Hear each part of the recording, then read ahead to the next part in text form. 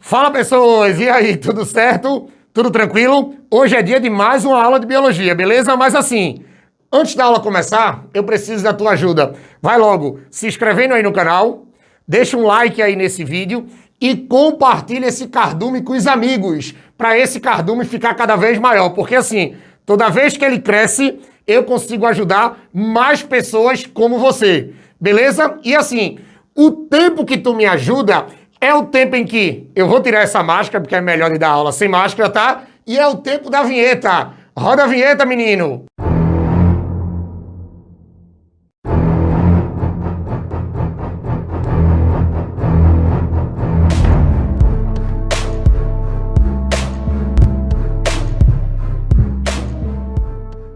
Fala, pessoas, e aí, tudo certo? Aqui quem tá falando é o professor Andrei de Biologia e agora a gente vai falar, presta atenção, viu? Sobre o bioma Pampa.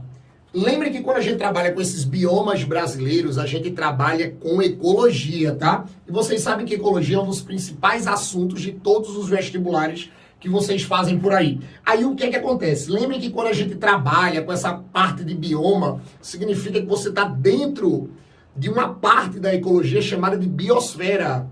Quando você estuda a biosfera, que é exatamente aquela parte do planeta que apresenta vida, essa danada dessa biosfera ela vai ser dividida em biociclos. Tá lá só ciclo, o liminociclo e o epinociclo.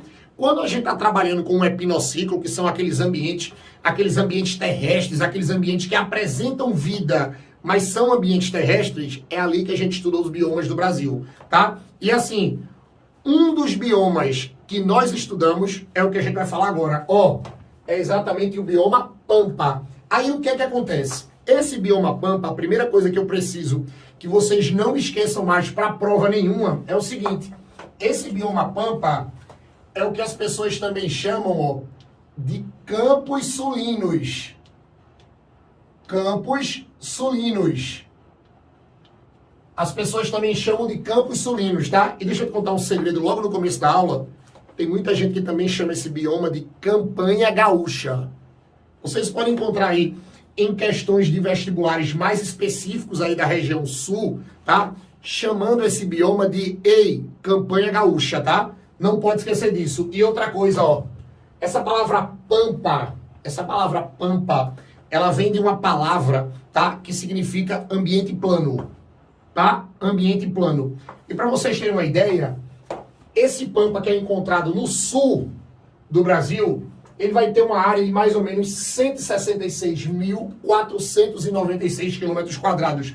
Para você ter uma ideia, essa área toda, ela vai ficar localizada só em um estado do Brasil. Ela vai ficar localizada só em um estado do Brasil, que é o Rio Grande do Sul, tá? E para vocês terem uma ideia, essa área aqui, ela corresponde a mais ou menos 65% da área do Rio Grande do Sul. Ou seja, é um bioma exclusivo. É um bioma que você só encontra em um estado. Não tem, veja, você não tem pampa em outro estado, não. Você só encontra no Rio Grande do Sul. É uma exclusividade.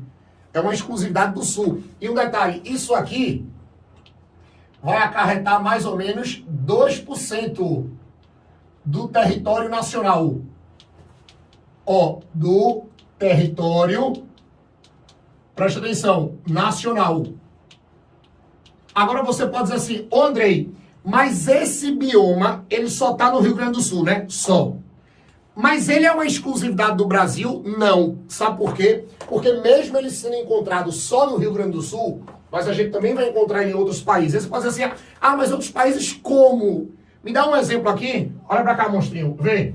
Quando você trabalha com esses países aqui, cuidado que a gente vai encontrar o Pampa no Chile. Nós podemos encontrar no Uruguai. Nós podemos encontrar na Argentina. E nós também encontramos no Paraguai, tá? Então, olhe, por mais que ele seja uma exclusividade do Rio Grande do Sul, mas ele não é uma exclusividade do Brasil, tá? Ele vai passar para a fronteira de outros países, beleza? Detalhe, tem um clima ameno, Esse clima ameno aí vai dar uma temperatura média na casa de mais ou menos de 18 a 20 graus, tá? Tem algumas pessoas que vai dar uma média fala que a média é de mais ou menos 18 graus. Tem algumas pessoas que falam que a média é de mais ou menos 20 graus Celsius. Então por isso que eu botei aqui mais ou menos 20, porque vocês vão encontrar entre 18 e 20 graus, tá? É um clima totalmente ameno. Olhe, com estações bem definidas, tá? Olhe, estações bem definidas e chuvas bem distribuídas. Cuidado que isso é a cara daquelas questões que fazem dupla coluna para tu associar. Bota de um lado o nome dos biomas, e do outro lado as características. E uma das características que eles cobram tanto na geografia como na ecologia, ou seja, agora aqui na biologia, cuidado com essa distribuição das chuvas, tá? A partir do momento que você diz que as estações são bem definidas, vocês tomem cuidado que aqui nós também vamos ter chuvas bem distribuídas. Ó, chuvas bem distribuídas. Bem distribuídas, tá? Coloque isso aí no caderno depois, viu? Coloque isso aí no caderno depois. Lembrem que as chuvas, ó, elas são bem distribuídas, tá? Cuidado com isso. Agora tem um detalhe. Tem um solo de baixa fertilidade natural, ou seja, naturalmente não é um solo muito fértil, tá? Daqui a pouco a gente vai falar sobre a vegetação, você vai ver que não é uma vegetação tão rica comparando com outros biomas, beleza? E assim, é um solo que além dele ter uma fertilidade baixa de maneira natural, ele é muito suscetível à erosão, tá? Ele é muito suscetível à erosão, beleza? E um detalhe, com essa vegetação, vamos dizer assim, não tão diversificada, comparando com outros biomas, mas mesmo assim a gente consegue encontrar paisagens diferentes dentro do Pampa, tá? Por exemplo, eu tenho paisagens que são bem definidas, como os campos limpos e os campos sujos. E aí tem uma sacada para as provas. Toda vez que você pegar essa paisagem dentro do bioma Pampa, olha para mim, tá? Chamada de campos limpos, você vai dizer que se ele é limpo, ele não apresenta, ó, ele não apresenta arbusto. Essa paisagem não tem arbusto, tá? Agora, quando a gente trabalha com a paisagem chamada campos sujos, aí ele tem esse nome de campos sujos, ó, porque aqui apresenta arbustos. Ó, aqui vai apresentar arbusto, tá? A gente não pode esquecer disso. Então, assim, pra gente iniciar o estudo do bioma Pampa, ó, se liga nessas características aqui, tá? Mas não acabou não. Vamos falar sobre a vegetação, para vocês verem que não é uma vegetação, vamos dizer assim, tão diversificada como outros biomas, tá? Segura um pouquinho aí, viu? Valeu! Pronto, pessoas, vamos falar agora sobre a flora do Pampa, ou seja, sobre a vegetação do bioma Pampa, tá? Presta atenção. Lembrem que eu disse a vocês, ainda naquelas características iniciais, que o solo, presta atenção, o solo do bioma Pampa é um solo que não tem uma fertilidade muito grande de maneira natural, tá? E lembrem que eu disse a vocês na primeira parte da aula, naquela parte das características, que essa vegetação também já vou adiantando, tá? Ela não tem uma diversidade muito grande quando você faz a comparação dessa vegetação com a de outros biomas, tá? Mas presta atenção, vê. Essa vegetação, num primeiro momento, num primeiro ponto de vista, ela até apresenta, ó, ela até aparenta, melhor dizendo, ter uma uniformidade. Ela até aparenta ter, num primeiro ponto de vista, ou seja, numa primeira vista, uma homogeneidade, tá? Mas o que é que vai acontecer? Presta atenção. Nos topos mais planos, vai apresentar um tapete herbáceo. Esse tapete herbáceo, presta atenção, é um tapete, olhe, que geralmente as pessoas dizem assim, ele é um tapete ralo, não é denso, ele é um tapetezinho ralo, tá? E é um tapete, ó, com baixa diversidade. Com baixa diversidade, ó. Com baixa diversidade de espécies. Com baixa diversidade de espécies. E a gente não pode esquecer de uma coisa, tá? Lembrem que essas plantas herbáceas, elas não são plantas grandes, tá? Lembrem que essas plantas herbáceas aqui, ó, lembrem que essas herbáceas, elas vão variar em um tamanho de mais ou menos de 60 centímetros a 1 metro. Então, realmente, elas são plantas muito pequenas. Então, de uma maneira inicial, num primeiro ponto de vista, a danada dessa vegetação parece que ela tem, ó, uma uniformidade por causa das herbáceas, que é exatamente aquele tapete de plantas pequenas, tapetezinho ralo, não é uma coisa densa, tá? Não é uma coisa densa, não é uma vegetação densa, beleza? E com pouquíssimas espécies. Agora, presta atenção, quando você vai para a parte das encostas, aí o que é que vai acontecer? É aí que vai quebrar a uniformidade inicial. Porque quando você vai para a área das encostas, presta atenção, tá? Na área das encostas, ó, isso aqui vai se tornar, ou seja, você vai reconhecer uma vegetação mais rica, ó, e mais densa. Mais rica e densa, tá? Então, na área das encostas, você vai ter uma vegetação mais rica e densa. Comparada com exatamente aquelas herbáceas do ambiente plano, tá? Comparado com aquelas herbáceas do ambiente plano. Aí o que é que vai acontecer? Nessa área das encostas, nós vamos encontrar muitas gramíneas, tá? Lembrando que essas gramíneas, elas são vegetais pequenos também, beleza? Não são vegetais grandes, tá? Geralmente nessas gramíneas nós vamos encontrar, presta atenção, folhas laminares, cuidado com isso aqui, tá? Geralmente nas gramíneas nós vamos encontrar folhas laminares, cuidado, tá?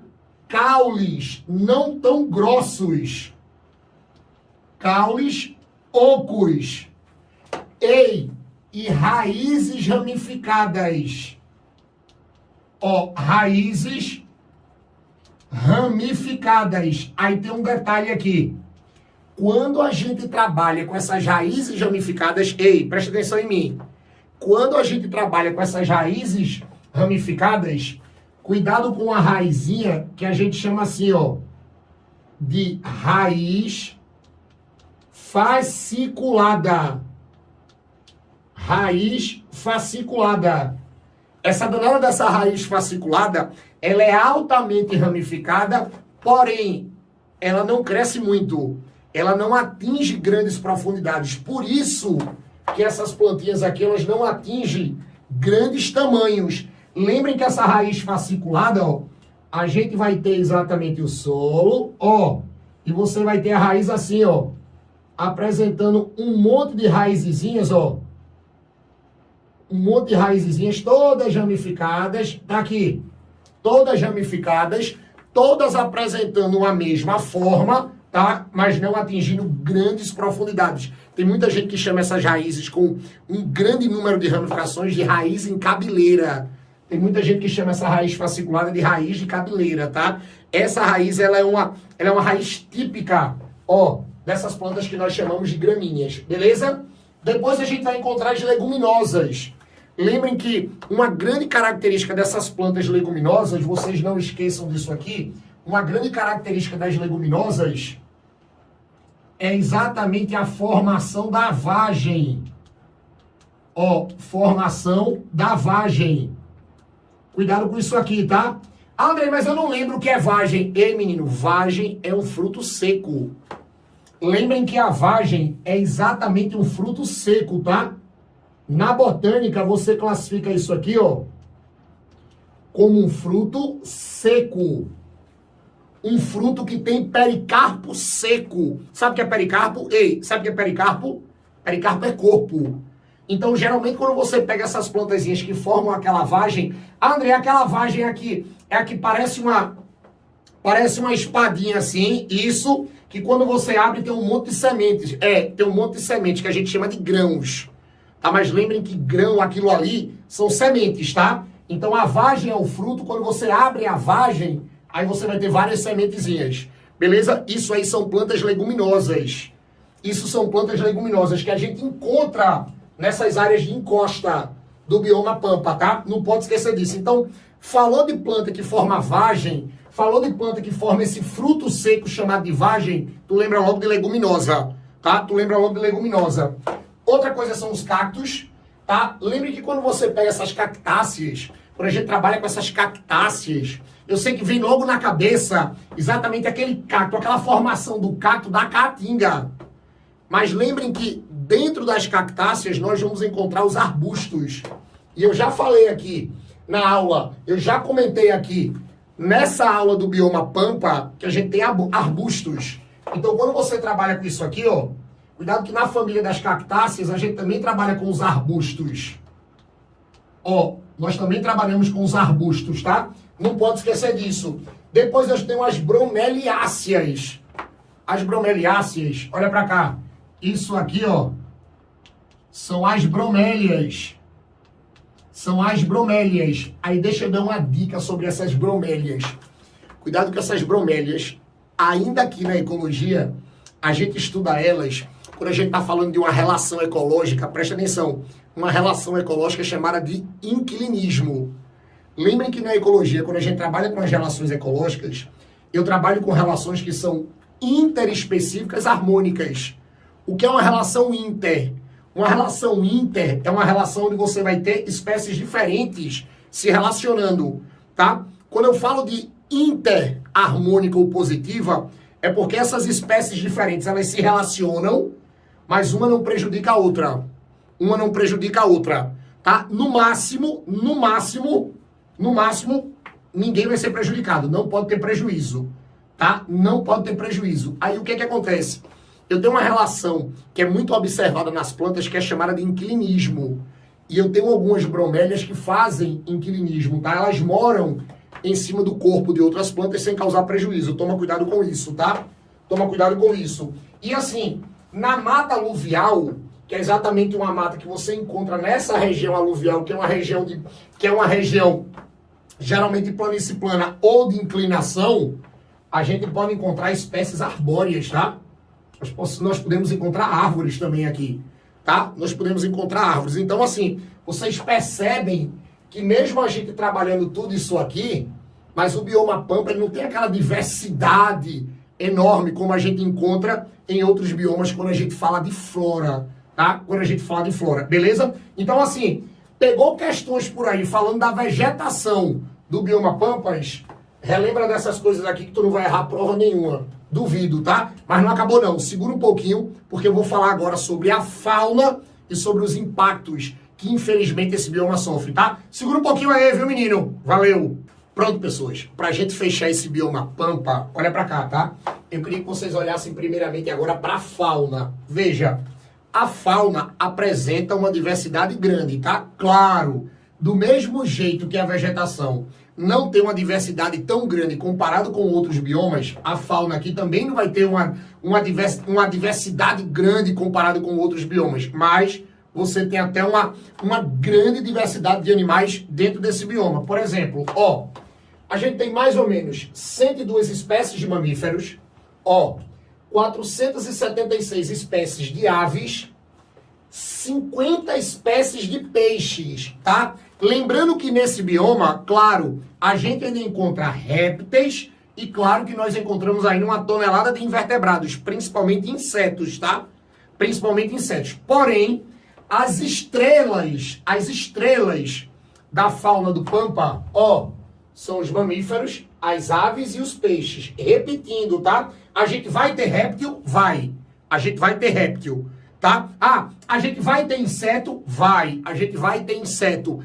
Pode ter algum anfíbio? Pode, mas eles não são, vamos dizer assim, os principais representantes da diversidade dessa fauna, beleza? E só para vocês terem uma ideia, eu coloquei aqui um exemplo, ó. Um exemplo de um mamífero, gato dos pampas. Um exemplo de uma ave, cisne de pescoço preto. E um exemplo de peixe, tá?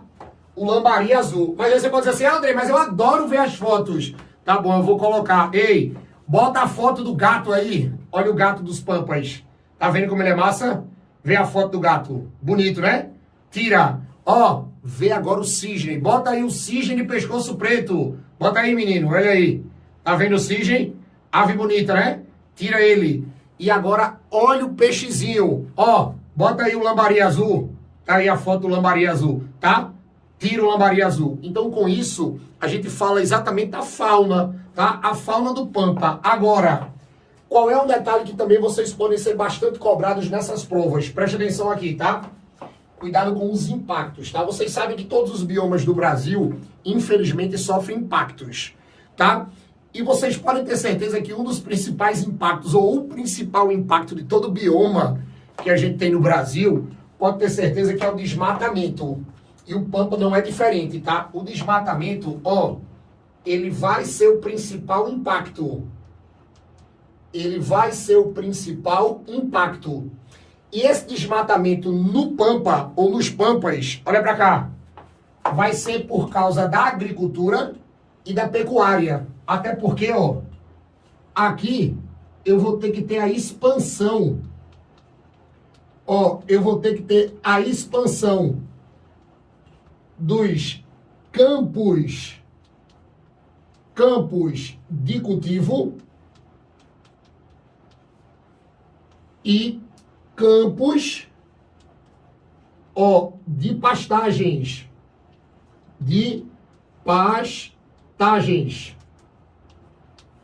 A gente não pode esquecer disso, tá? Então, assim, esse desmatamento é o principal dano desse bioma, tá? E um detalhe, isso aqui vai provocar a arenização do solo, ou seja, você começa a ter um processo de formação de bancos de areia no solo, que é o que nós chamamos de arenização, tá? Cuidado que isso aqui, ó, vai provocar a arenização do solo. E uma coisa que muita gente esquece, tá? Você também vai facilitar, ó, a chegada de espécies exóticas. A gente vai começar a ter a chegada de espécies exóticas, tá? A gente não pode esquecer disso, beleza? Então, olhe, quando a gente trabalha com esse desmatamento, cuidado com isso aqui nas provas, tá? Geralmente é o que mais aparece quando pedem para vocês relacionarem ou marcarem o principal desmatamento ou a principal causa, tá? Ou os possíveis danos futuros que a gente vai ter com o desmatamento do Pampa, tá?